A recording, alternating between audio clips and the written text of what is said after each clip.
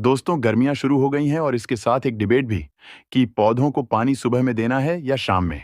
आप पौधों को कभी भी पानी दे सकते हैं। बस एक बात का ध्यान रखें कि पौधों को दोपहर को तेज धूप में पानी नहीं देना चाहिए। इससे पौधों को कई बार नुकसान पहुंचता है और पौधा मर भी सकता है। अगर पौधा इस तरह से दोपहर के समय मुरझा गया है, तो आप उस समय इनको पानी दे सकते हैं। वैसे अगर आपसे संभव हो, तो पानी सुबह में ही दें। इससे दो फायदे होंगे।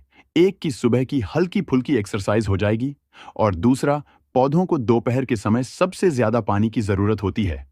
वो जरूरत सुबह पानी देने से पूरी हो जाएंगी और पौधा कभी सूखेगा नहीं।